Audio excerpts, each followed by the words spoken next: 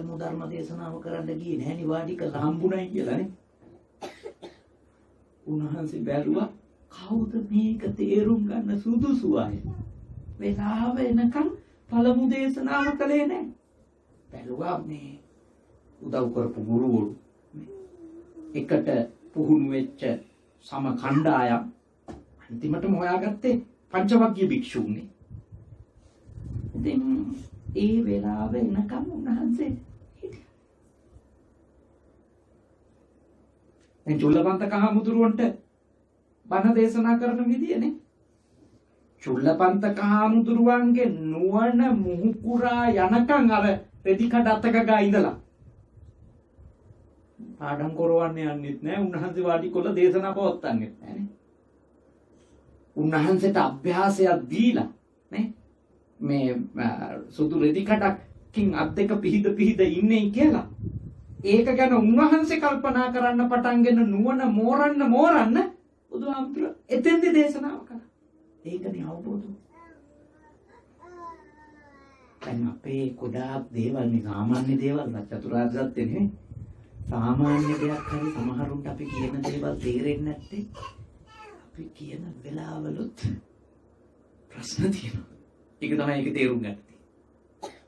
කෙනෙකුගේ නුවණ මුහුකුරා යන වෙලාවෙදී සමහර තීරණාත්මක වෙලාවල් තියෙනවා. ඒවා ඉතින් බුදු නුවණින්ම දැකලා දේශනා කරපු වෙලාවල් තියෙනවා. ඔය අඟුලිමාල වගේ අයටනේ. හරියටම වෙලාව එනකන් එයත් එක්ක ඇවිද්දානේ.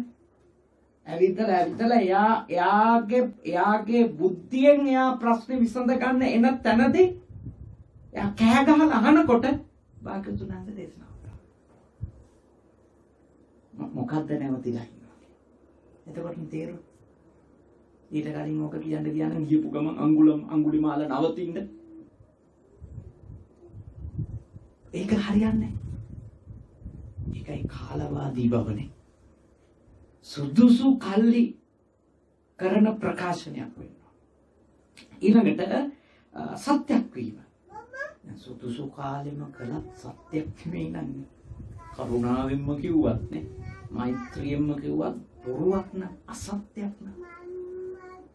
ඒකෙන් වෙන්නේ අවඩක් මිසක යහපතක් නෙමෙයි. සත්‍ය කියන්නේ සත්‍ය කීම කියන එකට අපි කැප වෙන්න ඕන. හැබැයි සමහර සත්‍යයන් අපිට කියන්න බැරි නම් ඒ වෙලාවේ බුද්ධිමතු ප්‍රඥාවන්තයෝ ස්ථානෝචිතව සුදුසු වෙලාව වෙනකම් මගහරිනවා. හැබැයි සුදුසු වෙලාව ආවට පස්සේදී කියනවනම් කියන්න ඕනි මොකද? සත්‍ය. මොකද බොරුවක් කීමෙන් සිද්ධ වෙන්නේ තව බොරු ගානක් කියන්න සිද්ධ වෙනවා. ප්‍රකාශනය කොච්චර ලස්සන වුණත් නේ, අහන අයටත් මී පැණි වගේ දැනුණත් බොරුවක් නම් කියලා තියෙන්නේ ඉතින් පුදුම ප්‍රශ්නයක් තමයි. ප්‍රශ්නේ කියන්නේ මේකයි. ඒ කාට හරි බොරුවක් කිව්වම තියෙන ලොකුම කරුමේ තමයි මතක තියාගන්න. බොරුවක් කිව්වම මතක තියාගන්න වෙනවා. ඇත්ත කියලා තිබුණොත් මතක තියාගන්න දෙයක් නෑ. මොනවද මතක තියාගන්න? ඇත්තනේ කියලා තියෙන. එතකොට තව 25000 සැරයක් ඇහුවත් කියන්න තියෙන්නේ එච්චරයි. බොරු කිව්වොත් තියෙන වැඩේ උදේ කියපු එක හවස් වෙනකොට මතක නෑ. දැන් වැඩේ තියෙන්නේ බොරු එහෙම කියන්නත් බෑ. ඔය කතා කරන ගමන් කට්ටිය රෙකෝඩින් බටන් එක කරනවා. මොකද අපේ තරම යනුව තමයි ඒගොල්ලෝ ඒක කරන්නේ නේ. අපිත් එක්ක තියෙන අත්දැකීම් හින්දා මේ සමහර වැදගත් කතා කරනකොට දන්නේම නැතුව රෙකෝඩින් එකට ගිහිල්ලා දැන් දාලා අහන්න තරස්. ඉතින් බොරු කියපු මිනිහා අන්තිම අමාරුවේ වැටෙනවා. ඒ හින්දා බුද්ධ ශාසනය උගන්වන්නේ සුභාසිත වචනයක් වෙන්න නම් සත්‍යවාදී වෙන්න ඕන. සත්‍යවාදී දේවල් ඇත්ත කිව්වට පස්සේ ඉතින් ඇත්තට පාට ගොඩක් නැහැ නේ. එකයි ඇත්ත කියන්නේ ඇත්ත. හරි ලේසි ජීවත් වෙන්න. තව අවුරුදු 20කට පස්සේ ඇහුවත් කියන්න තියෙන්නේ ඒක තමයි. ලේසි. මතක තියාගන්න දෙයක්. ඔබ අමතක වෙන කෙනෙක් නම් මගේ යෝජනාව තමයි ඇත්ත කියන්නේ.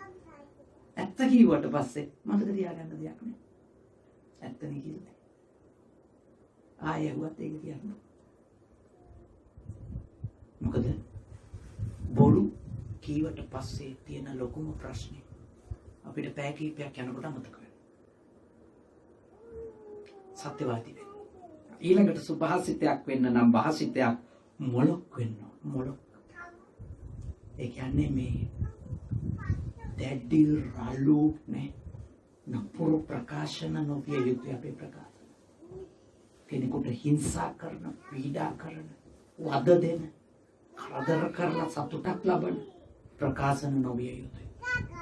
කාට හරි හිම්පාස් කරලා යාව රිද්දලා ඇතුලෙන් ප්‍රීතිමත් වෙන්න හිතන ඒ චේතනා මත කරන ප්‍රකාශන නොවිය යුතුයි.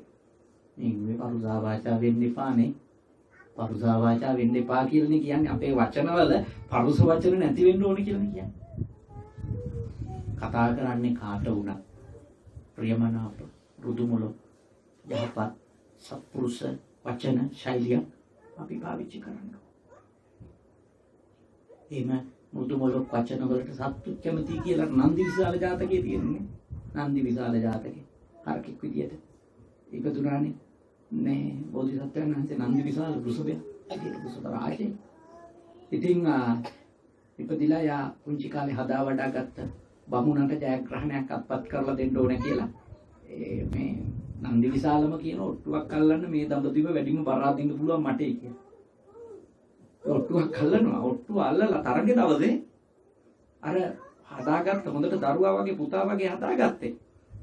හැබැයි මේ තරගේ දවසේ අර ලැබෙන්න යන මහා ධනය ගැන ඇතිවෙච්ච තණ්හාවත් එක්ක එනවනේ උමතුව. මේ උමතුවේදී නන්දි විශාලට කියනවා අදුව කුල කුසුලුව කුල කුළු හරක කියන. රළු විදියට නපුරු විදියට කතා කරනවා. නන්දි විශාල බර ටික අදින්නේ 1000කින් පරද්ද. කහවණු 1000කින් බමුණ පරද්ද. ඉතින් දැන් බමුණ ඇඳට වෙලා ගුටි වෙලා හොල්ල ඉන්නවා 1000කින් පෙරදිලා. නන්දි විශාල රවුමක් ගහලා තනකොළ ටිකක් එහෙම කාලා ඇවිල්ලා. අහනවා මොකද හොල්ලේ? මොකද දුකෙන් වගේ 1000ක් පෙරදිච්ච මට දුකෙන් ඉන්න වැරෙන්න වෙන මොනව කරන්නද කියලා බමුණ අහනවා. එතකොට අහනවා නුඹගේ ගෙදර මං කුඩා කාලේ දවසේ ඉඳන් මම නුඹගේ ගෙදර හැලියක් කට්ටියක් වළඳක් කැඩුවා. බමුණා කියනවා නෑ. මම නුසුදුසු තැනක ගොම ටිකක්වත් හෙළුවද මල මුත්‍රා හෙළුවද? බමුණා කියනවා නෑ. එහෙනම් ඇයි මට කුළු හරක කිව්වේ? මට හරියට කතා කරා. මං දිනවල දෙන්න. ඊට පස්සේ බමුණට තේරෙනවා ඊට වඩා වැඩි ගානකට ඔට්ටු අල්ලලා ආදරෙන් කතා කරාම බර ටික ඇදලා ජයග්‍රහණය ලබලා දෙන්න. කියන්නේ මේකේ කතාව දැන් ඕවා කියන්න බැරි ඊළඟට අහනවා හාරකුයි මිනිසුයි කතා කරපු ලැන්ග්වේජ් එක මොකක්ද? ඔය වගේ මොට්ට ප්‍රශ්නනේ අහන්නේ මිනිස්සු. එන්නේ ලැන්ග්වේජ් එක නෙවෙයි වැදගත් මේ මැසේජ් එකනේ. මේක හොඳ මැසේජ් එකක් තියෙනවා. මොකක්ද? සත්තු කැමති හොඳට කතා. එච්චරයි. ඒක තේරෙනවනේ. ගෙදර ඉන්න බල්ලට පුසට කතා කරලා බලන්නකෝ. ටිකක් රළුව කොහොමද ප්‍රතිචාරය කියලානේ. නපුරු විදියට කතා කරලා බලන්නකෝ. ගෙදර ඉන්න බල්ලට පුසට ප්‍රතිචාරය. ආදරෙන් කතා කරලා බලන්නකෝනේ. කොච්චර වෙනස්ද ප්‍රතිචාර. ඒ කියන්නේ මොකක්ද? අපි අවබෝධ කරගන්න ඕනේ මොලොක්කම කියන එක භාෂිතයක් සුභාසිතයක් වෙන්න හේතුවක්. දැන් කරුණු තමයි. සුදුසු කල් දැනගෙන කතා කරපු එක සත්‍යක් වෙන්න ඕන. මොලොක් වෙන්න ඕන. ඊළඟට ප්‍රයෝජනවත් වීමනේ. ප්‍රයෝජනවත් වීම. දැන් මේ දේශනාව ගමුකුනේ.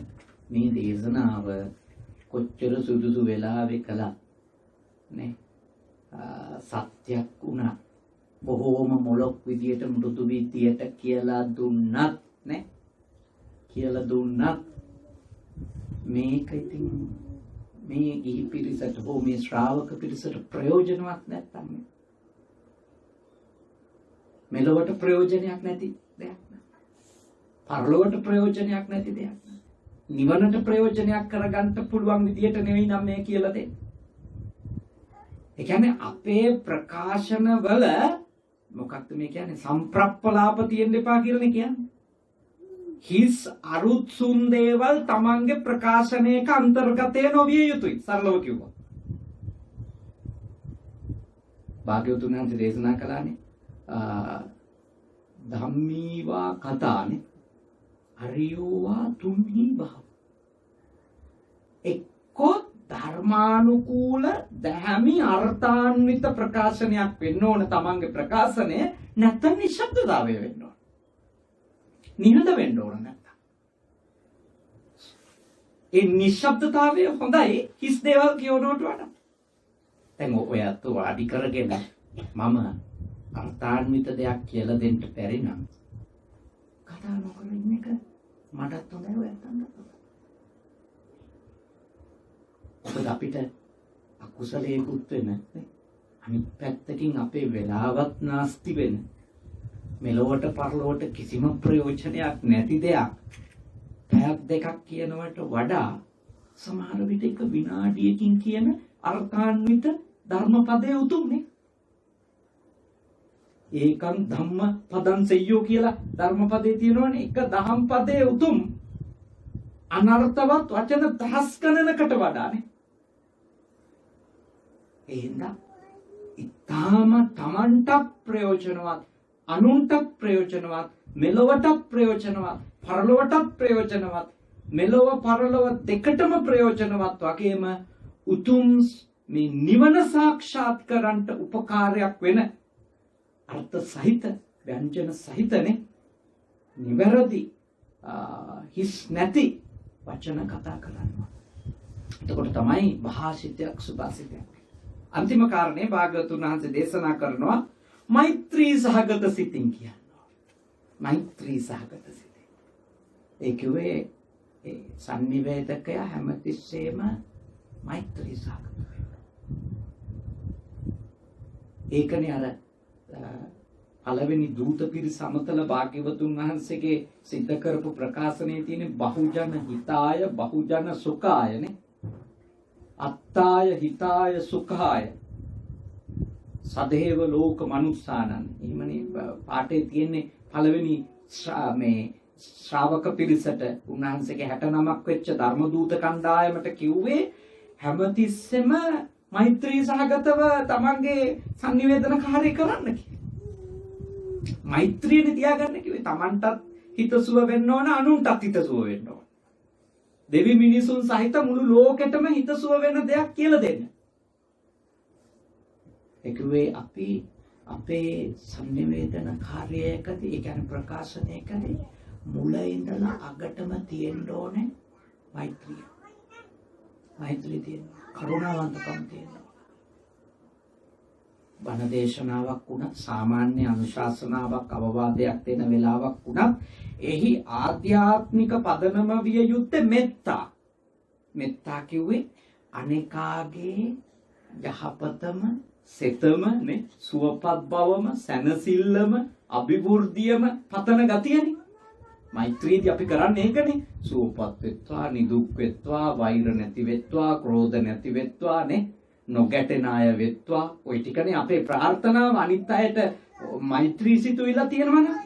එතකොට අපේ වචන ඇතුලේ, අපේ ප්‍රකාශන ඇතුලේ තියෙන්න ඕන අන්නේ සිතුවිල්ලට අදාළ කියමක්. අපි අපේ මූලික ආකල්පය එහෙම ජීවිතයක් මිනිස්සුන්ට ලැබෙන්න ඕනේ කියලා නම් අපේ ප්‍රකාශන තුළ එන්න ඕනේ සිතුවිල්ල. මෙත් සහගත බව. ඒ කියන්නේ මොකද්ද? ඔබ ටිකක් තදින් කතා කරන්න පුළුවන් සමහර දේවල් වල. හැබැයි එහි තියෙන්නේ මෛත්‍රිය නම් තදින් කතා කිරීමේ වැරද්දක් නැහැ. දැන් භාග්‍යවතුන් වහන්සේත් ඔය සමහර වෙලාවලට මෝඝ පුරිස කියලා තියෙන සමහර ආඳුල්ලාගනේ. මෝඝ පුරිස කියන වචනේ පාවිච්චි කරනවා. බැලු බැල්මට රළු වචනයක්ද නැත්? රළු වචන. එක වෙලාවක එක ශ්‍රාවකයෙක් භාග්‍යවතුන් වහන්සේගේ ප්‍රශ්න කරනවා. ඉතින් ඔබ වහන්සේ මේ වගේ ප්‍රකාශන කරනෝනේ කරුණාවෙන් මෛත්‍රිය දේශනා කරනවා කිව්වා. මොංග පුරුෂ කීකියක් කියනවානේ. එතකොට භාග්‍යවතුන් වහන්සේ අහනවා ඒ වෙලාවේ අපූර්ව ප්‍රශ්නයක්. ඔබගේ දරුවාගේ මේ උගුරේ හිර වුණොත් එහෙම කැබිලිටි කැට කැබිලිටි කාසියක් මොකද කරන්නේ? ඊට පස්සේ කියනවා ඉතින් උගුර ඇඟිල්ල තහ ඇදලා ගන්නවා. එතකොට අහන්නේ මේ කොච්චර ළමයාට රිද්දේද? එහෙම කරනකොට අඬයිනේ. වේදනාවටපත් වෙන්නේ. එතකොට අර ශ්‍රාවකයා කියනවා ස්වාමීනිට ඒ වුණාට මගේ දරුවාගේ ජීවිතේ නැකේ. භාග්‍යවතුන් වහන්සේ දේශනා කරනවා මම සමහර වෙලාවට තදින් දැටිව යම් දේවල් කියලා දීලා උත්සාහ කරන්නේ ඒ ශ්‍රාවකයාගේ විමුක්තිය දක්වා. එයාව ගලව ගන්න. එතන දේශයක් නෙමෙයි. මොකද බුදුරජාණන් වහන්සේ ඕන්තරයක් පිරිමහ ගන්න නෑනේ උන්වහන්සේගේ දේශනාවල. අපේ ප්‍රකාශන නම් 100%ක්ම මේ මෛත්‍රියෙන් මේ තාම වෙන්නේ කියලා කියන්න බෑ. මේ පුහුණු වෙන්න තියෙන හිඳ කියන්නේ. නේ? අපි නම් ඇත්තටම තරහා ගිහිල්ලත් බයින්නවනේ නේ. මම නම් බයින්නවා. ඇත්තටම තරහින් බයින්නවා. ඒක බෑන්නේ මේ මෛත්‍රියෙන් කියලා පස්සේ ඕනනම් අර්ථකථනයක් දෙන්න පුළුවන්. ඒ වුණාට මගේ හෘදය සාක්ෂියෙන් අහුවොත් ඇත්තටම බැනලා තියෙන්නේ තරහින්. එහෙම නැතුව මෛත්‍රියෙන් බැනින වෙලාවලුත් තියෙනවා.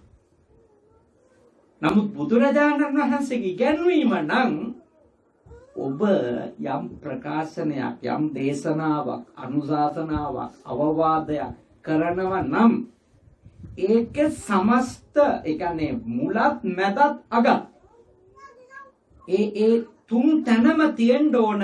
ඔබගේ මානසික පසුබිම කුමක් මත පිහිටලද? මෛත්‍රිය. එතකොට අර ශ්‍රාවකයා එයින් හිතරිද්දෝ ගත්තත් ඔබට වද වෙන්න දෙයක් නැහැ. මොකද ඔබ දන්නවනේ ඔබ ඒක කිව්වයි කියලා. සමහර විට ශ්‍රාවකයා ඒක යාට කවදා හරි තේරෙනකන් එයා ඒක හිතරිද්දෝ ගන්නවද නැද්ද? අහන් ඉන්න මිනිහා හිතරිද්දෝ ගන්න. අපි ගොඩාක් මෛත්‍රියෙන් කියපු දේවල් වලටත් මිනිස්සු හිතරිද්දගෙන තියනවද නැද්ද? හිතරිද්දගෙන තියෙනවා. ඒත් අපිට වද වෙන්න දෙයක් නැහැ ඒක කියන්නේ. මගෙන් අර හර්ෂ දරුවා ඇහුවා හාමුදුරනේ මේක මේ අයින් කරලා දාන්නද කියලා. මම කෝ අයින් කරන්න එපා. මොකද අපි දේශපාලන ප්‍රොජෙක්ට් එකක් කරලා නැහැ මේකේ. අපි යම් අවවාදයක් දීලා තියෙනවා දරුවෝටයි දෙමව්පියෝටයි. ජීවිත හදාගන්න. ඒක අපි මෛත්‍රියෙන් කරපු එකක්. ඒකට අපි වද වෙන්නේ නැහැ ඒක කියපු එක ගැන. හැබැයි අපි බුද්ධිමත් වෙන්න හිතනවා දැන්. ඒකෙන් අපි පාඩමක් ඉගෙනගෙන බුද්ධිමත් වෙන්න හිතනවා. හැබැයි අපි වැරද්දක් කරලා නැති නිසා අපි අපේ ප්‍රකාශනය ගැන අපිට වරදකාරී හැඟීමක් ඇති වෙන්නේ. තේරෙනවද? වරදකාරී හැඟීමක් ඇති වෙන්න ඕන. අපිට එවැනි නරක මොකක් හරි කාගේ හරි දේශපාලනයේ යහපත් කිරීම හෝ නිවැරදි කිරීම හෝ බේරීම හෝ ඒ වගේ කට්ට කෛරාටික අදහසක් තිබුණා නන්නේ. ඒ වගේ දේශසහගත වෛරීනේ. එහෙම අදහසක් තිබුණා නම් තමයි අපි වරදකාරී හැඟීමකින් අපිට පීඩාවක් එන්නේ. අපි දිගටම ඒක කරලා තියෙන්නේ මෛත්‍රියෙන් නම්. අපි විඳවන්න ඕනද? විඳවන්න ඕනේ නැහැ. ගොඩාක් අය හිතරිද්ද ගන්න පුළුවන්. ගොඩාක් අය හිතරිද්ද ගත්තා. ඔබේ ප්‍රකාශනයේ පුරාම චේතනාත්මකව තිබිලා තියෙන මෛත්‍රිය නම් වද වෙන්න එපා. වද වෙන්න එපා නේ. ඔබ වද වෙන්න එපා. අනිත් අයගේ වද වීම ගැන ඉතින් මොනව කරන්නද? හැමෝගෙම හිත සුවපත් කරන්න පුළුවන් නම් මොනව කරන්න බැරිද නේ? ඒ මොනවා නම් එහෙම අපේ මේ සුදම සායන හන්දට පන්සල කරන්න හම්බෙන්නේ නැහැ. මේ උන්වහන්සේ සමහර වෙලාවට බොහොම තදින් යම් අවවාද දෙනවා මට ඇහෙනවා. මට වෙලාවකට හිතුණා මේ සැර වැඩිද මන්ද කියලා. ඒ වුණාට මම දන්නවා උන්වහන්සේ ඇතුලේ ද්වේෂකින් වෛරකින් මේ පුද්ගලයාට රිද්දන්න ඕන මේ වෙලාව තමයි දෙන්න වෙලාව කියලා චේතනාවකින් මේ ඊට පස්සේ අප්පර 10කට පස්සේ ආයෙත් එයත් එක්කම තමයි උන්වහන්සේ කතා කර කර ඉන්නේ. ඒව නිරීක්ෂණය කරාම පේනවා ප්‍රකාශනයේ මෛත්‍රී සහගත නම්. වැරද්ද ලෙස කියලා දෙන්න. එච්චර. හරි දේ හරි. වැරදි දේ වැරදි. මොකද ඒකෙදි අනිත් එක්කෙනා ඒ වෙලාවේ රිද්දව ගන්නවටද කියන එකට වඩා වැදගත් එයා ඒක හරියට තේරුම් අරගෙන කවදා හරි දවසක නිවැරදි දේ කරනවා කියන එක. ඒක නිවැරදිද? දැන් සමහර උපදේශ දෙනකොට ළමයින්ට අම්මලා තාත්තලා පෙන්වන්න බැරිද නැත්? පෙන්වන්න බෑ. මට මතකයි අවුරුදු 14 දී 15 දී මට ලොකු ආරෝ පෙන්වන්න බෑ. ලොකු ආරෝ. බානිනවා කියනවා හැම එකටම අවවාද දෙනවා පෙන්වන්න බෑ. හිතෙන්නේ මේ මොන කර්මයක්ද? මේ නම් පවක්මයි. මේ කොච්චර හරි කියනවා හැම එකටම බානිනවා. හැබැයි තිය පයින්කොට තේරුණා ලොකු ආරෝ හරි. ලොකු ආරෝගේ ක්‍රමේ නැතුව මෙවුන් හදන්න බැරිය. ඔන්න තේරෙනවා. ඒ කියන්නේ මුලින් දේශ කරනවා අය ප්‍රකාශන වලට. හැබැයි ඇත්ත කාරණාව අපිට අවබෝධ වෙනකොට ඒ ද්වේෂය සම්පූර්ණයෙන් ඉවර වෙලා පින් දෙන්න පටන් ගන්නවද නැද්ද? පින් දෙන්න පටන් ගන්නවා. ඒ නිසා මම යෝජනා කරනවා මේ මොහොතේ ඔබ කරන අවවාද අනුශාසනා නිසා කාගේ හරි හිත රිදෙන්න පුළුවන්. ඒ හදවතට එකඟව ඔබ ඒක කරන්නේ අනිකාගේ යහපත වෙනුවෙන් නම් කරුණාවෙන් නම් මෛත්‍රියෙන් නම් ප්‍රශ්නයක් නැහැ ඒක කරන්න. අද ඔබට ප්‍රශංසා කරන එකකුත් නැහැ. ඔබට වෛර කර ඉඳී නේ, ද්වේෂ කර ඉඳී තැන් වල ගිහලා ඔබට අපවාද උපවාද කරයි, නිന്ദා අපහාස කරයි, විවිධ දේවල් කියයි. කමක් නැහැ. පස්සේ දවසක හරි කියයි. ඉතින් ගෞතම බුදුහාමුදුරුවන්ට සාදු සාදු අනුමෝදාමි කියපු අය කොච්චර පොඩ්ඩද ඉන්නේ නැත්තේ. වැඩිපුරම ඉන්නේ නැත්තේ. වැඩිපුරම ඉන්නේ නැත්තේ විවේචකයෝනේ. හැබැයි අද වෙනකොට මුළු ලෝකෙම අන් ආගම් අදහන අය වුණා භාග්‍යවතුන් වහන්සේගේ දේශනාවකින් ලෝකෙ කිසි කෙනෙකුට අවඩක් වෙන්නේ නැහැ කියන එක පිළිගන්නවා. ඒගොල්ලෝ බුදුන් ගරණ නොගියත් නේ පිළිගන්නවනේ. තේරෙනවනේ මෛත්‍රියෙන් කරපු දේශනාවල බලවත්කම කොච්චරද කියලා. සමහර විට ඒ භාග්‍යවතුන් වහන්සේ මේ දේශනා කරන කාලේ උන්වහන්සේ තරම් සමාජයට කරදරයක් නැහැ කියලා කියපු අය ඉන්නේ නැතිනේ. උන්වහන්සේ වඩිනකොටත් සමහරු කිව්වනේ නේ මේ කාන්තාව අස්වාමික කරන කෙනෙක්. වැන්දපුව කරනවා මේ කාන්තාව. දරුවන්ට තාත්තලා නැති කරන කෙනෙක්. එහෙමනේ උන්වහන්සේ සමහර නගරවලට වඩිනවා කියනකොට සමහර අයගේ ප්‍රකාශන වුණේ. හැබැයි උන්වහන්සේ තමන්ගේ දේශනාව වෙනස් කළේ නැහැ. තමන්ගේ දේශනාව කරගෙන ගියා. මොකද උන්වහන්සේගේ ඇතුලේ තිබුණේ කරුණාවන්තකම. මෛත්‍රිය. ඉතින් ආයෙ බය වෙන්නේ මොකටද? ඉතින් අද තේරෙන්න පුදුන්ටම වඳිනවා. තේරෙන්නම ගෞතම සාක්‍ය මුනිంద్రයාණන් වහන්සේගේ ධර්මයමයි ඇත්ත කියනවා. කවුරුත් අරුකන. අපිටත් එහෙම තමයි. අපි කවුරු කාට කොච්චර හොඳ ඉතින් උපදෙස් දුන්නත් පළවෙනි පියවරේ අපිට එන්නේ ද්වේෂයේ ගල් මුල් බැනුම් නේ. පස්සේදී කාලෙක නේද? පස්සේදී කාලෙක කියන්නේ ඇත්ත. දීවකලා නම් මෙහිම වෙන්නේ නැහැ. ඔයාලා රෝමහන්තුරු අපවත් උනා මිනිස්සු කිව්වේ නේ. ආදී ගැත්තේ යාරු කියපුව හොරානම් මෙහෙම වෙන්නේ. ඉන්නකම් පොල්ලු යනකම් බයිනවා. ඒ හැටි. ඒව හැටි මං හිතන්නේ සිංහල ජාතිය නෙමෙයි කොයි ජාතියෙත් හැටි. ඔය කතෝලිකයින් ගත්තත් නේ. අපේ හිතවත් කතෝලික මිනිස්සු ඉන්නවා. ඉතින් අපිත් ඔය පුරාණේ බයිබලයේ ඔවා කියවලා තියෙනවානේ. ඉතින් ඒවයිත් ඉතින් යේසුතුමන්ට ඊ දෙනාද හිතවත් වෙදලා තියෙනවා. වැඩිපුර ඉඳලා තියෙන තරහකාරයෝ. තරහකාරයෝ ඉඳලා තියෙනවා. කියනේම පිළිගන්න නෙමෙයි වහකවල හරි මරන්න කට්ටිය බලලා තියෙන්නේ. හැබැයි දැන් මේ දෙවියන් වහන්සේගේ පුත්‍රයා කියන හොඳටම සලකනවා ඒකට. ඊ හැටි සත්‍ය කියපු කරුණාවෙන් මෛත්‍රියෙන් කතා කරපු හැමෝටම මුලින් ප්‍රශ්න තමයි. හරියට පීඩා වෙනවා. ඒ නිසා දෙමව්පියොත් නේ දැන් ගෙදරක ගත්තොත් වැඩිම අවවාද දෙන්නේ කවුද? ළමයින්ට පෙන්නන්නම් බැරි යා තමයි. පොඩා සිංහල ගෙවල් වල නම් අම්මා තමයි ළමයින්ට පෙන්නන්න බැරි. තාත්තා ඉතින් ඕනෝට වැඩි ඇඩ්වයිස් නැහැ. ඉතින් තාත්තා ඇත්ත වශයෙන්ම නයිස් නේද? හරි හොඳයි තාත්තා. අම්මා තමයි පෙන්නන්න බැරි. මොකද හැමතිස්සෙම අවවාද දෙනවා. හැබැයි අපරාධ කියන්න බෑ. ගලක් පැටලලා වැටෙන්න ගියත් බුදු අම්මේ කියලා තමයි කියන්නේ. වැටෙන්නේ බුදු අම්මේ ගාගෙන. ඔය දන්නා යා තමයි බුදු කියලා. දන්නවා යා තමයි මාව බේරගන්න චරිත කියලානේ. ඒ නිසා හොඳට මේවා තේරුම් ගන්න ඕනේ. අවබෝධ කරගන්න.